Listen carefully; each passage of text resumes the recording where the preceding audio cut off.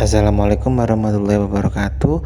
Selamat datang di channel saya, channel yang bercerita tentang kisah-kisah horor yang terjadi di sekitar kita, ataupun kisah yang dikirim oleh teman-teman saya, lalu saya ceritakan ulang di channel saya ini. Hari ini saya akan bercerita tentang sosok kuntilanak yang mengikuti kami ketika kami melewati daerah tersebut. Oke, selanjutnya saya akan bercerita. Kejadian ini berawal ketika saya dengan teman saya namanya Ferdi. Kami berdua mau ke rumah adik tingkat kami. Jadi kami dulu kuliah sekitar semester 5. Jadi itu kita mau kerja tugas bareng, kita mau bantuin adik tingkatnya kita untuk kerjain tugas. Ketika kita kan waktu itu berangkat pada sore sekitar jam 4. Kita berangkat sore ke rumahnya. Jadi rumahnya itu kalau di Manokwari dia kayak di atas gitu ya, di Jalan Baru. Jadi dia di atas, kami jam 4 datang. Jadi adik tingkat ini nih memang dia sudah indigo, jadi dia bisa tahu hal-hal aneh di sekitar kita. Bahkan teman saya yang Ferdi ini pun indigo, dapat melihat dan mencium. Kalau saya mungkin hanya merasakan keberadaannya mereka tanpa bisa melihat, tetapi ketika dalam keadaan tertentu masih bisa melihat gitu. Hari itu lancar-lancar saja, kita kerjakan tugas. Dari jam 4 kita bercanda. Dia bercerita. Jadi di tempat kami melewati itu kan ada tanjakan, namanya tanjakan Fulika. Nah, di tanjakan Fulika situ dia bilang begini, dulu pernah ada terjadi kecelakaan di situ, ibu dengan seorang anak. Jadi setiap orang yang lewat situ malam hari selalu ketika ada yang kasih berhenti, jangan stop, langsung jalan saja dan nggak perlu tengok kanan ataupun tengok kiri, karena ditakutkan itu roh yang gentayangan. Tapi saya sendiri tidak yakin dan tidak percaya ketika ada roh-roh yang gentayangan, karena semua orang meninggal pasti sudah kembali ke rahmatullah gitu ya, ke kubur ya. Karena malam itu sekitar jam 12 kami masih main di rumah adik tingkat itu. Begini, pintu pagarnya teman saya ini tiba-tiba terbuka sendiri, dan pagar itu lumayan berat. Terus dia bilang ada yang bertamu minta permen. Jadi pintu pagar itu terbuka, terus dia bilang dia masuk ke dalam, dia bawa permen, ada sekitar 1 bungkus, terus dia taruh di belakang mobil. Setelah itu pintu itu tertutup kembali, jadi ditarik sesuatu.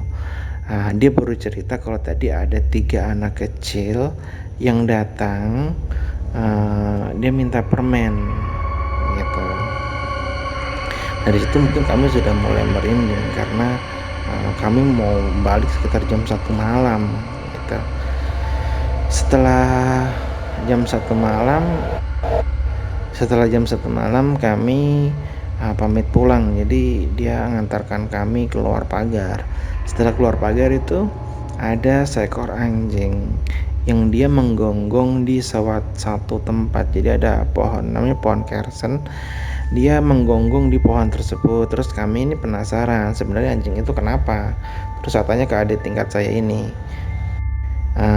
sebenarnya anjing itu kenapa. Terus diceritakan yang saya lihat, dia bilang ada sesosok perempuan yang ada di atas pohon tersebut.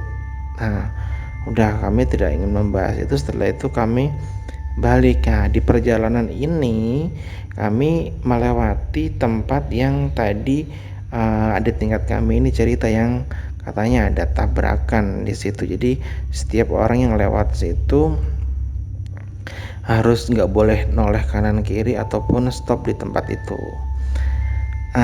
Karena kami ini orangnya kepo, jadi saya dan Ferry ini kepo karena ada apa gitu ya di tempat situ.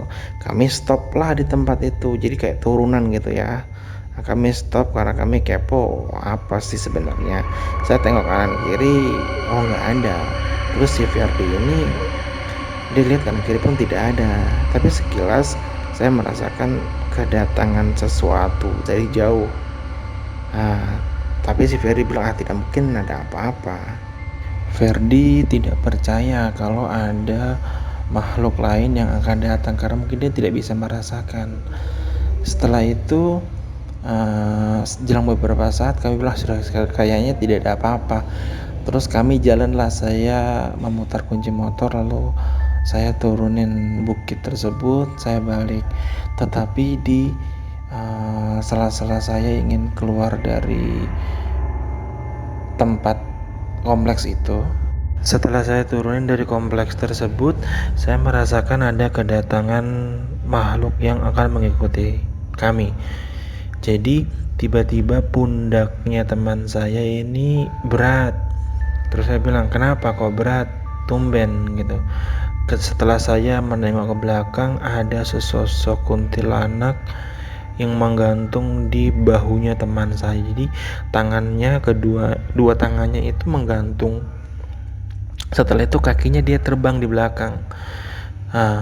Karena tiba-tiba ada seperti itu, saya stop di tikungan karena kan itu pas ada tikungan. Terus saya berkomunikasi dengan dia, saya tanya, kamu ngapain ikut kami?